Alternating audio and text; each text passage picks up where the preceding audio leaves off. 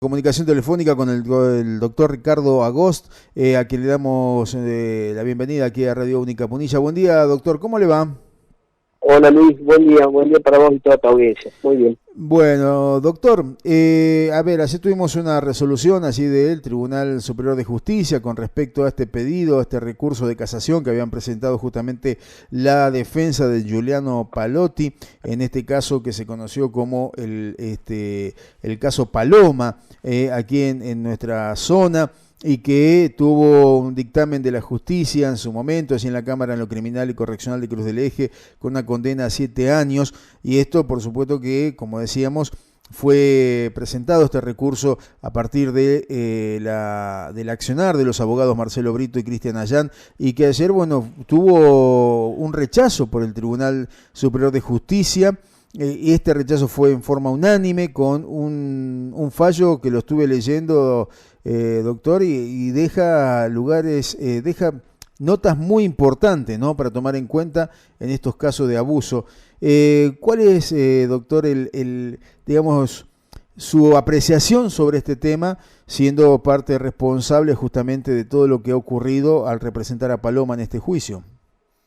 Bueno, creo que lo principal es resaltar que el fallo del Tribunal Superior se introduce dentro de la fundamentación del fallo de la Cámara de Cruz del Eje. Uh-huh. Digamos que el rechazo al recurso interpuesto por el imputado no se debió a cuestiones de tipo formal, uh-huh, o cuestiones procedimentales, sino que se introdujo dentro de la verificación de los mismos hechos que se habían denunciado en su momento y el señalamiento de Palotti como el responsable de los mismos. Uh-huh.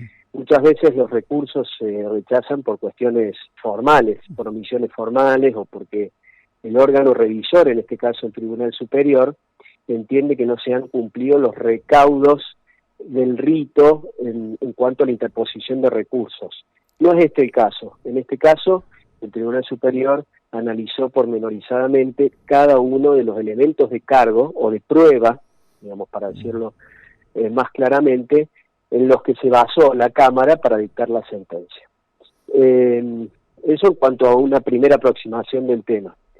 En cuanto a los fundamentos del fallo, creo que hay dos cuestiones, o tres cuestiones importantes a resaltar, que también habían sido tenidas en cuenta con la Cámara al momento de dictar el fallo condenatorio.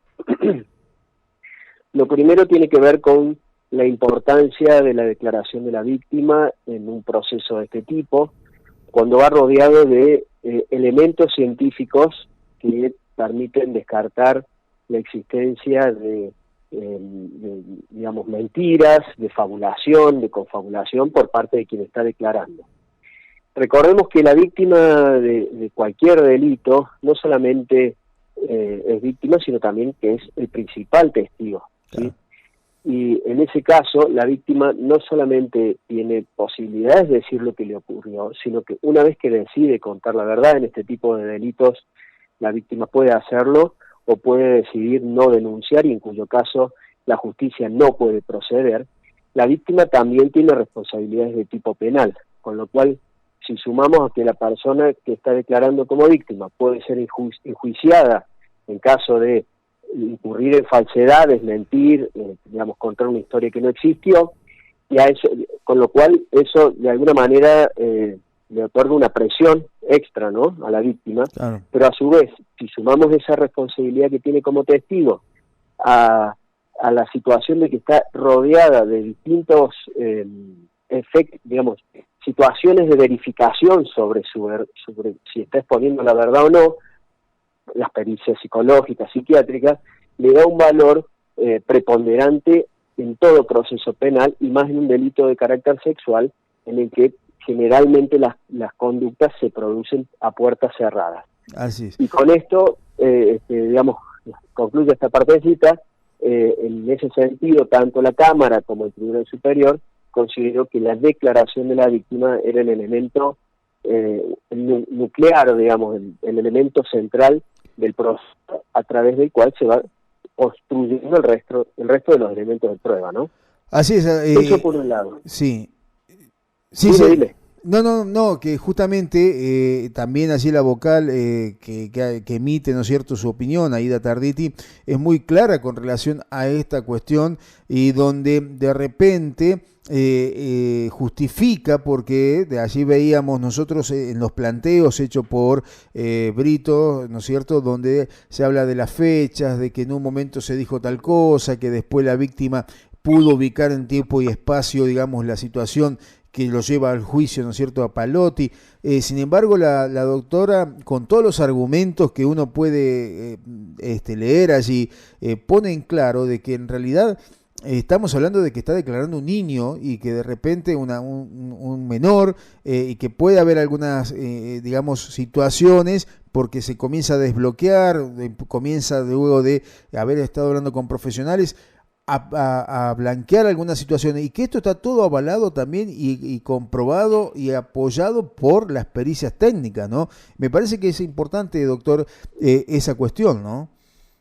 Por supuesto, creo que el fallo es esclarecedor en cuanto a que quien se comunica con un niño lo hace con la expectativa de obtener, digamos, de ese interlocutor, no puede hacerlo con la expectativa de tener un razonamiento sin alguna fisura, claro, olvido, alguna contradicción y hasta alguna imprecisión, claro, porque de alguna manera estaríamos exigiéndole a un niño que durante todo su día, todos los ámbitos en el que se desenvuelve, tiene el comportamiento de un niño, después en el ámbito judicial se le aplique o se le exige un control de logicidad en cuanto a sus manifestaciones, distinto al que el niño está capacitado a exponer, ¿no?, a desarrollar.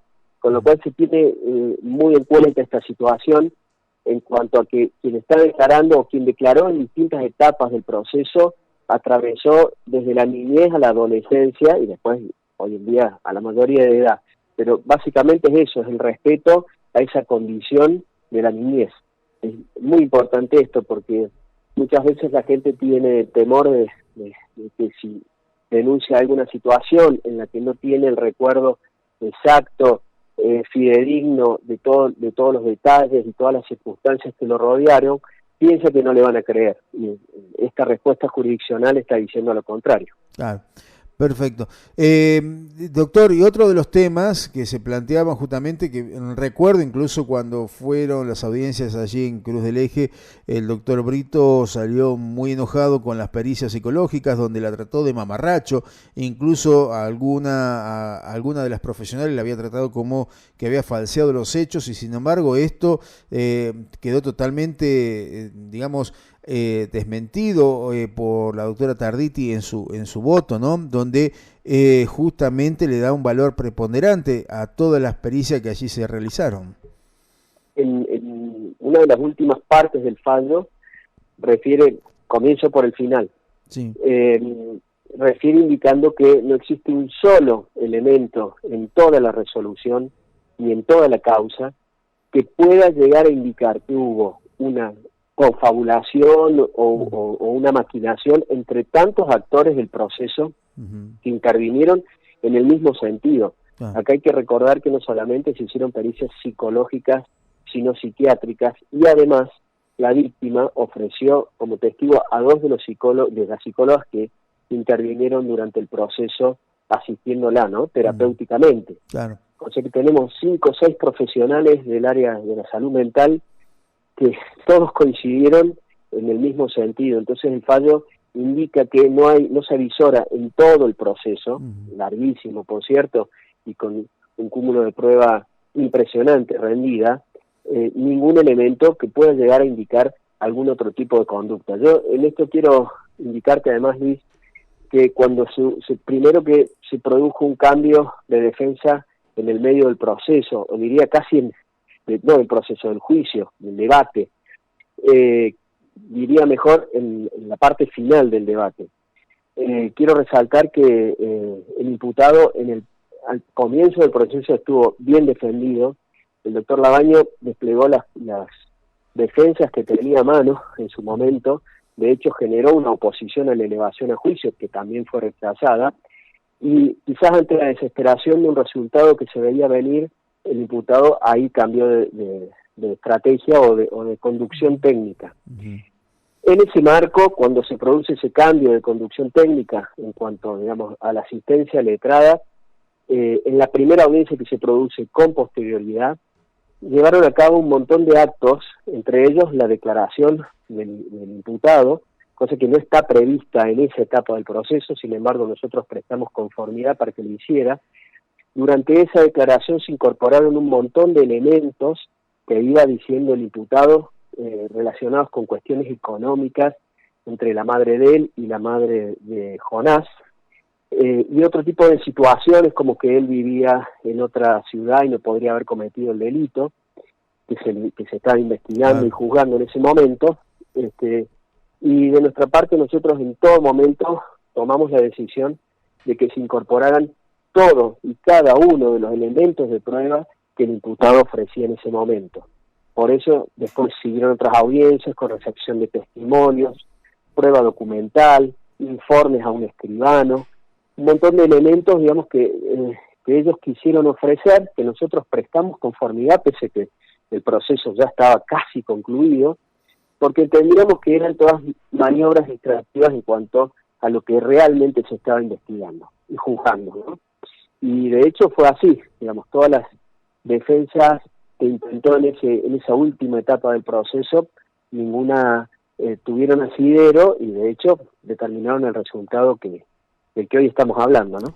Así es, así es. Bueno, la verdad es importante, ¿no? Y me imagino que dentro de lo que ayer hicimos una nota nosotros en el portal de opinión, incluso hubo algunos abogados que se conectaron para hablar, para ver la nota, para poder compartirla, porque me parece que hay un aval muy importante, Ricardo, de todo el trabajo hecho, no solamente por la instrucción, cuando se hizo todo esto aquí en Cosquín, sino también el trabajo que hizo la defensa, o mejor dicho, el trabajo que hiciste vos como representante de Paloma en ese momento, y la Cámara, y esto está avalado porque fue muy, muy contundente todo lo que así se puede leer en contra de lo planteado justamente por la defensa de Palotti, ¿no? ¿Cómo sigue esto, Ricardo? Porque todo el mundo sabemos que hay 7 años de prisión que están pendientes para Giuliano Palotti. ¿Cómo sigue esta cuestión? ¿Cuál sería el próximo paso, digamos, que se puede dar o que podría dar la defensa justamente para tratar de dilatar esta cuestión? Bueno, una aclaración previa porque es algo que veo que surge como inquietud en todos lados donde se puede llegar a ventilar este asunto.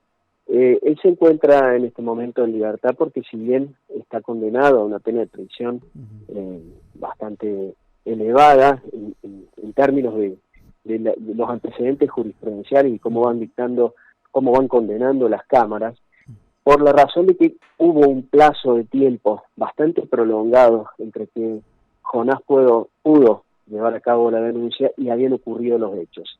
Y a partir de allí, de parte digamos, cuando la fiscal de Cosquín, en ese momento la doctora Hillman, decidió la imputación, a partir de ese momento, Palotti se sometió al proceso penal de manera regular, es decir, no hubo elementos que pudieran llegar a haber indicado una peligrosidad procesal.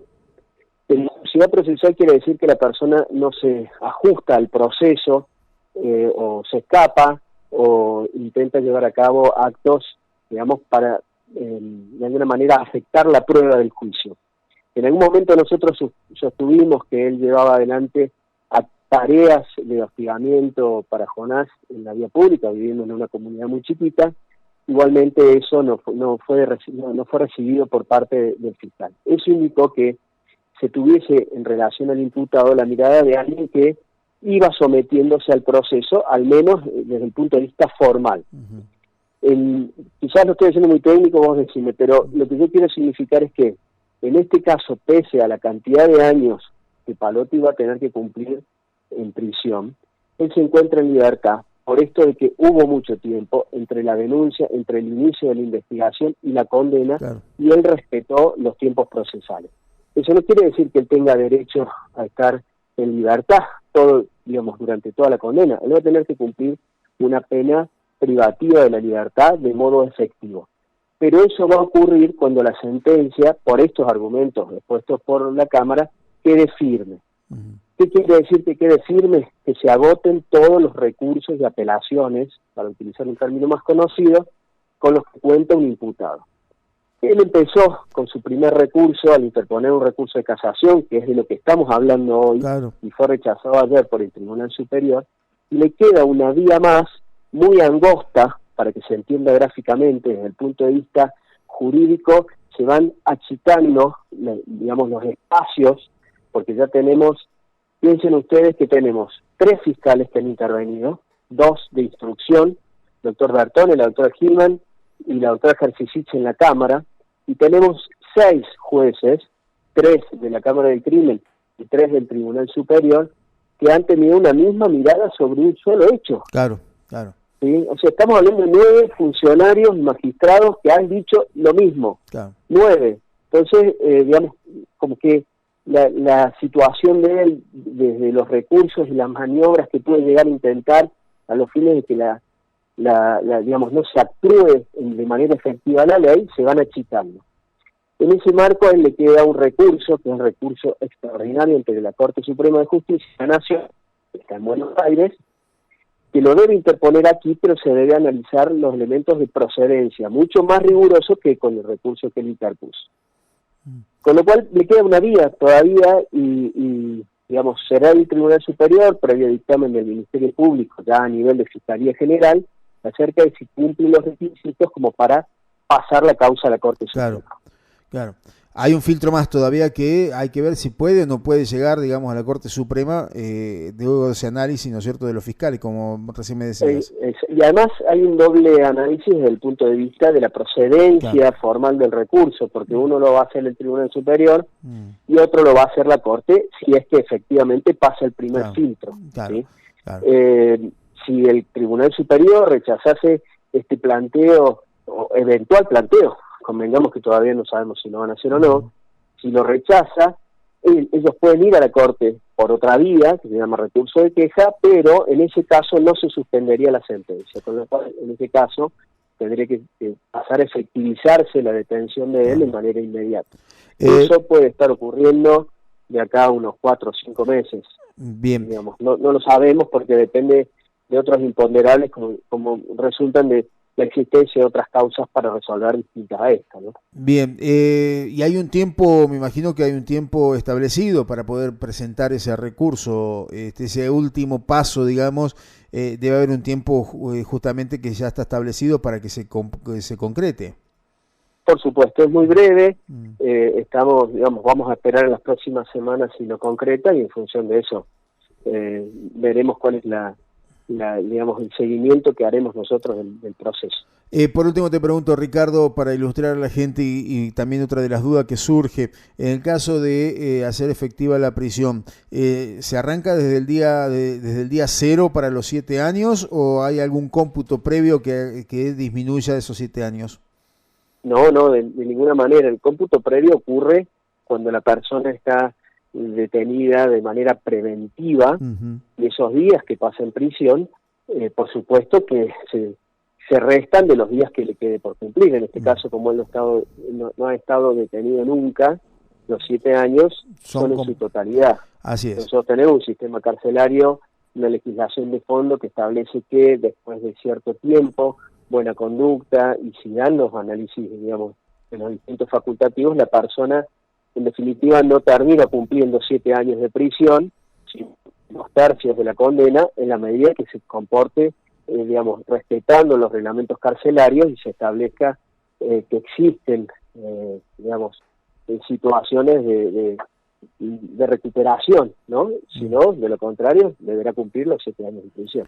Muy bien, muchísimas gracias, Ricardo, por este contacto, por ilustrarnos sobre esta cuestión. Felicitaciones por el trabajo que has hecho, porque sabemos que ha sido un trabajo muy, pero muy importante sostener esta cuestión con todos los altibajos, con todos los problemas, porque acá hablamos de situaciones que se dieron en un momento determinado, pasaron varios años, la justicia le creyó en ese momento a Paloma. Hoy tengamos en cuenta que hay un cambio de identidad, hoy estamos hablando de Jonás.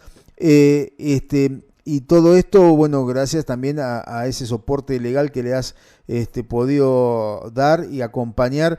Así que también, por supuesto, esto abre un panorama para que la gente, aquellos chicos que han sido víctimas, puedan contar con la justicia, saben que tienen que ir y recurrir y hacer todo lo que tienen que hacer, porque hay instrumentos que avalan justamente toda esta cuestión, y podemos ir de alguna manera terminando con este gran flagelo que son los abusos. Así que gracias, Ricardo, por ese trabajo, y bueno, un abrazo grande, porque sabemos que esto tiene mucho que ver con lo que vos has hecho. Bueno, Luis, muchas gracias a vos.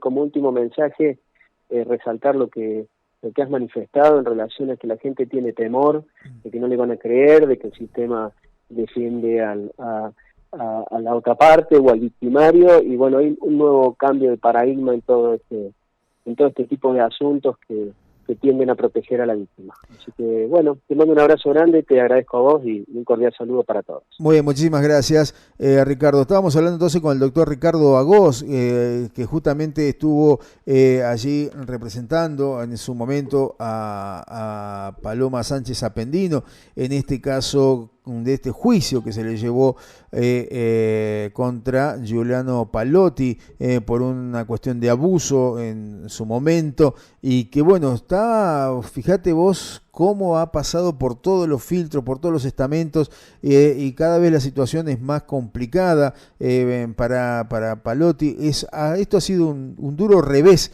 que ha tenido allí justamente en la justicia, porque a ver, yo en mi poder tengo justamente todo el fallo, son 37 páginas, que la verdad leerlo es maravilloso, saber cómo la doctora Tarditi, que fue la que emitió el voto y después por supuesto lo acompañaron los restantes jueces, ha hecho un trabajo maravilloso en la evaluación de todo lo que allí se ha planteado, y me llama la atención porque hay errores que son característicos, son típicos de un abogado que por allí le falta experiencia, pero sin embargo estamos viendo que el que hace justamente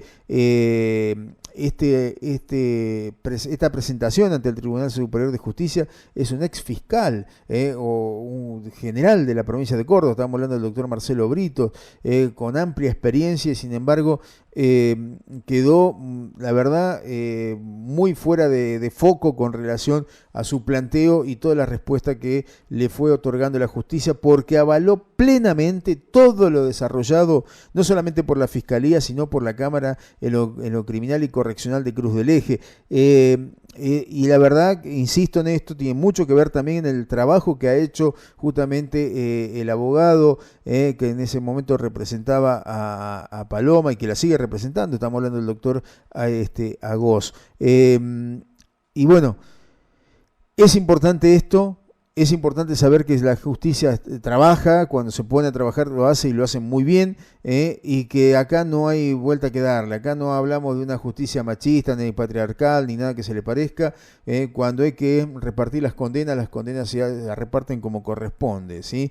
Así que bueno, mirá vos cómo será que para el Tribunal Superior de Justicia, esto te voy a leer solamente un párrafo de lo que tengo, está publicado allí en portaldeopinion.com.ar, y seguramente también lo va a estar compartiendo la radio, allí en la página web de la radio.